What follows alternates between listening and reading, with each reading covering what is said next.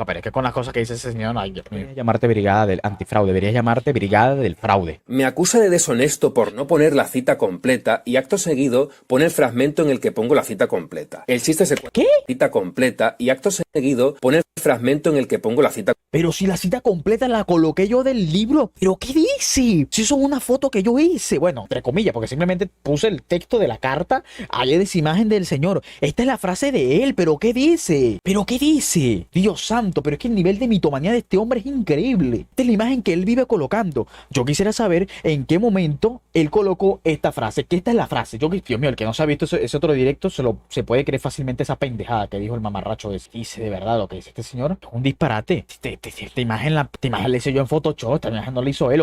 Ojalá él colocara de verdad la frase completa. El texto completo, mejor dicho. Ojalá lo colocara. Ojalá lo colocara. Pero como es Capitán Mitomanía, no lo hace. El chiste se cuenta solo. Pero el cínico de Omar, siempre acusándome de cortar la misma cita, después de la cantidad de piruetas manipuladoras que ha hecho para intentar demostrar en vano que el rey de España prohibió algún matrimonio mixto. A ver, Omar manipulador, en el vídeo en el que utilicé esa cita, minuto 17-19, digo explícitamente que había gente de todas las razas en ambos bandos, y que la independencia fue impopular es un hecho que hasta uno de tus historiadores de referencia, César Pérez, Historiadores de referencia. Historiadores de referencia. Dios mío, a César solo lo utilicé una sola vez. Una sola vez, si no me equivoco. Si no me equivoco, si no estoy mal. afirma con rotundidad. Porque yo en este momento sabía que ese señor se había vuelto un hispanófilo. Y si no llega a ser por el golpe de Estado liberal de Rafael del Riego en España, habría que ver si Bolívar finalmente ganaba. Uno de los militares más cercanos y leales a Bolívar, Rafael Urdaneta, decía así: los pueblos se oponen, lo republicano es mirado con horror.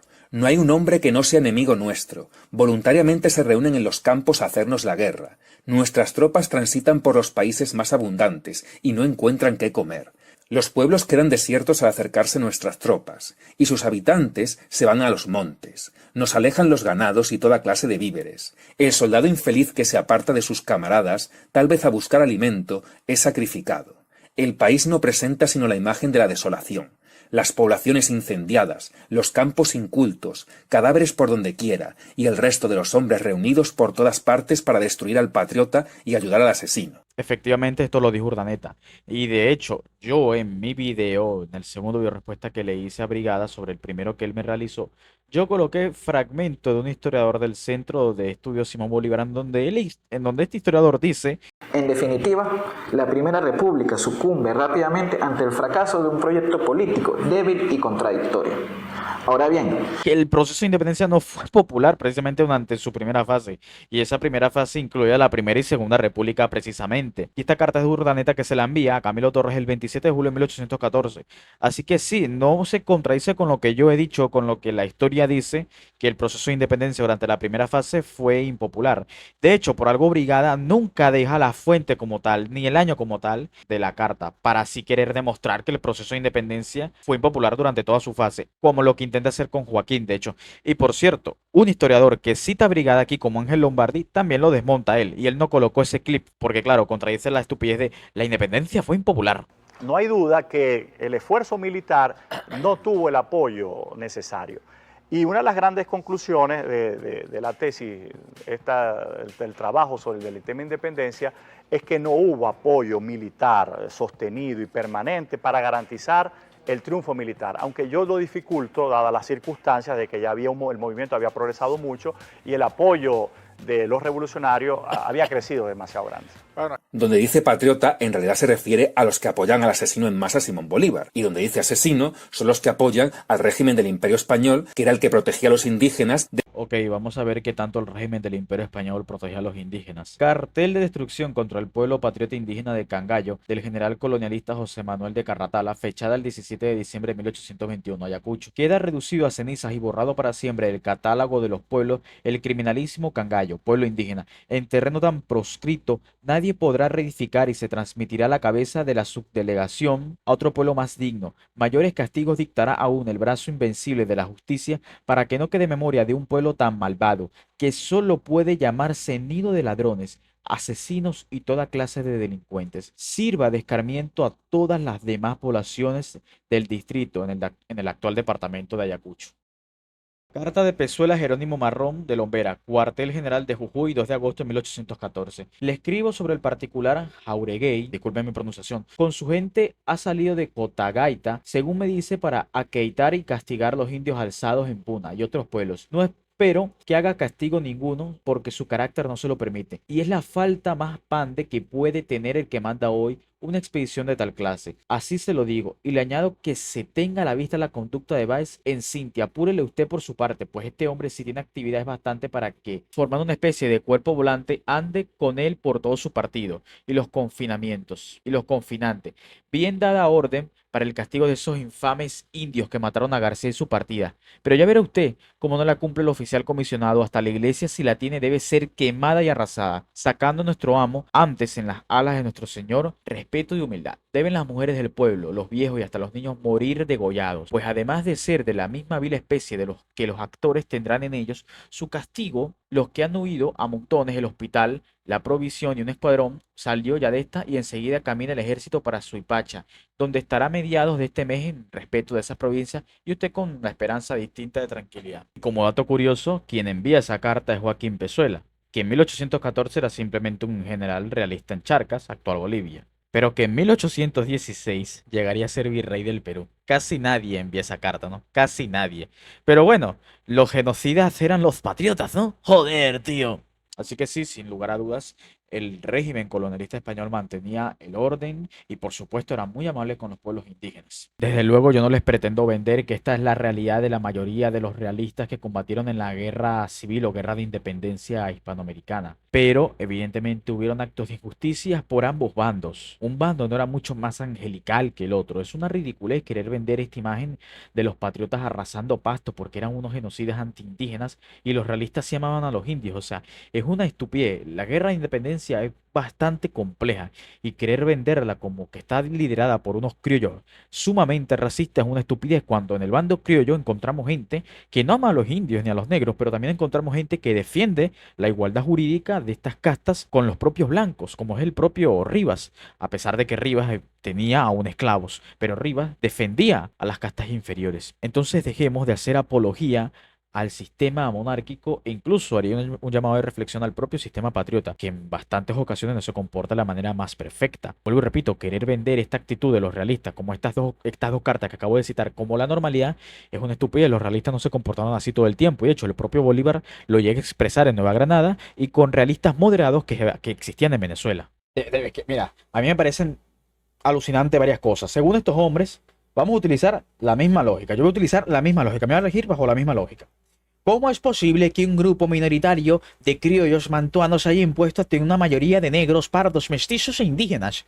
Simplemente porque la independencia era popular, así como es imposible que un grupo de 500 españoles hayan conquistado a todo un continente. Lo único que explica esto es que la gente realmente quería a los patriotas, así como realmente la gente quería a los conquistadores. Y no es tan así. Preguntar, o sea, ¿esto en qué año fue? ¿Y esto en qué país fue? Porque recordemos que el maldito masón de Bolívar no llegó nada más hasta Venezuela. Llegó a Venezuela, Nueva Granada, Ecuador, Perú y de último Bolivia. Y yo en este momento pregunté en qué año fue porque tenía la sospecha de que había sido durante este primer periodo precisamente. Y bueno, lo confirmé luego del directo. Es muy importante saber, mira, esa cita yo me la creería que corresponde perfectamente, por ejemplo, en el Perú en el año 24 o 25, podría ser. Podría ser fácilmente, y ahí no hay debate. Por supuesto que existe un sentimiento nacionalista peruano que no quiere a las tropas colombianas. Fácilmente esa cita podría calar ahí. Pero el tipo, como es un experto en deshonestidad, no dice ni siquiera el año no dice el año de la fecha. Yo voy a tratar después de buscarla. Y si es 1811, 12, 13, hasta el 19 incluso corresponde a la carta de Joaquín. No contradice a la carta de Joaquín. Hasta 1819 la independencia era impopular. Yo contradecí eso, yo no lo contradecí. De hecho, la propia cronología de la independencia lo demuestra. Hasta el 17, 18, 19 es que comienza realmente esa contrarrevolución a los realistas. Y lo otro que me da risa es que aquí, por supuesto que se demuestra súper parcializado, ¿no? Y el resto de los hombres reunidos por... Él dice que los realistas no eran asesinos, eran gente que defendía los derechos de los indígenas. Huevón, cuando tú vas a una guerra, no matas. Ah, no, pero resulta que si matas en nombre de una causa más legítima, eres menos asesino. No, eres asesino. Eres un asesino. sea, qué estupidez es esta. Es igual que en el video este con Gran América que dijo, no, es que es diferente un genocidio de una conquista, porque en una conquista no hay motivos políticos. Una cosa así dijo, loco, en una conquista también hay motivos políticos. Que incluso después de la guerra, eso pasa a la política, a la organización y hay conflictos de intereses. Normal, normal. Él quiere que una conquista, yo no sé, ¿será que llega a matar gente, aliarse con la gente de las tribus locales y ya, listo, paz y amor? No, no, no, no funciona así. Por todas partes para destruir al patriota y ayudar al asesino. Donde dice patriota, en realidad se refiere a los que apoyan al asesino en masa Simón Bolívar, y donde dice asesino son los que apoyan al régimen del Imperio Español, que era el que protegía a los indígenas de criollos como el desalmado de Bolívar, aun cuando ni siquiera lo necesitas. Pero es que además me acusa de cortar la cita de Joaquín Posada después de que él mismo la manipuló al leerla, ya que según su imaginativa lectura, Posada dice que la independencia empezó a ser popular en 1815, cuando este señor dice claramente que en esa fecha había mayoría realista y que no es hasta 1819 que se empieza a notar el cambio. Esa parte en la que corregí a o manipulador se la saltó para no responder. Dios mío, pero esto de verdad que me parece a mí increíble. Pablo Morillo y la peor del virrey Sámano cambiaron la opinión de la gente, bruto, a ver si entiendes. Y en 1819 eran patriotas los más de los que en 1815 eran realistas. O sea, yo no entiendo qué lenguaje tiene que utilizar Joaquín aquí. No, sí, en 1819 había muchísimo más patriotas que realistas. Porque, a ver si entiende, un españolete de por allá de Extremadura. Es verdad que esto me parece alucinante para seguir con la estúpida narrativa de no, la independencia fue impopular. Sí, impopular ¿en dónde? Porque ahí habría que analizar también en qué territorio. Si me lo dices de Venezuela, probablemente, definitivamente sí. Si nos vamos a México, no. Y por eso es que le iba hablando huevona de Venezuela y de Sudamérica en general, pero de México no. En México parece que los indios sí andaban bien alzaditos. Pero de tener razón, no sería hasta los últimos años del proceso secesionista. Y él dice hasta los últimos años, literalmente, Joaquín te dice de 1815 a 1819. Y eso ni siquiera son los últimos años. Realistas eran muchísimos y probablemente hasta por lo menos 1820, sí, más o menos 1820 la mayor parte de los venezolanos. Y eso contradice, vuelvo y repito, no contradice. Si acaso es un año menos, huevón. No hay encuestas, no hay elecciones, pero todas las evidencias. Brigante y Fraude tiene muchísimo más apoyo que tú. ¿Quién tendrá la razón? Los testimonios apuntan a...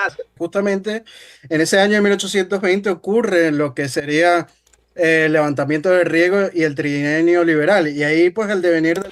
Brigada, ¿en qué quedamos? ¿Si estamos o no historiadores? Porque Emilio Acosta no es ningún historiador. A no ser que se lo haya sacado una misión Robinson, no sé.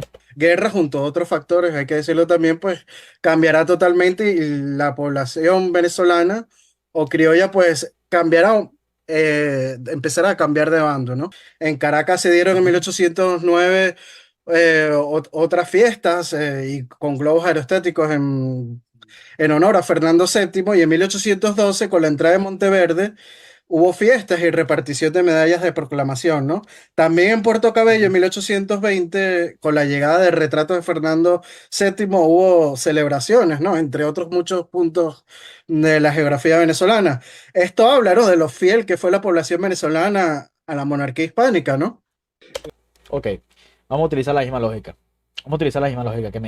Que me encantó lo que me pasó por aquí. Con todo, Lima lo recibió con alborozo cuando llegó el 1 de septiembre de 1823, es decir, el maldito de Bolívar, para ser investido inmediato con la máxima autoridad política y militar. Manuel Sáenz le seguiría poco después. Con espíritu repuesto, Bolívar escribe: Lima es una ciudad grande, agradable y que fue rica. Parece muy patriota. Los hombres se muestran muy adictos a mí y me dicen que quieren hacer sacrificios. Las damas son muy agradables y buenas mozas. Hoy tenemos un baile en que las veré a todas.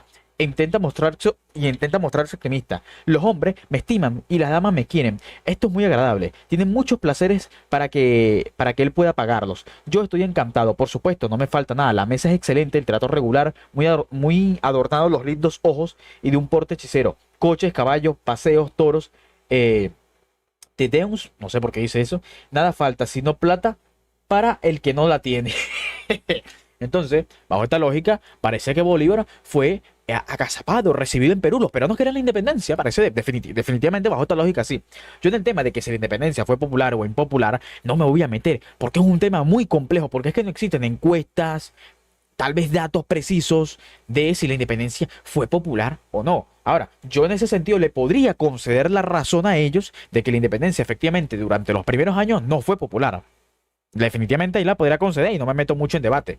Pero entonces, ¿en qué quedamos? Si un grupo minoritario de criollos mantuanos impone su proyecto, eso quiere decir que también un grupo minoritario de españoles puede imponer su proyecto bajo esa misma lógica, pero parece que no funciona. Parece que no funciona.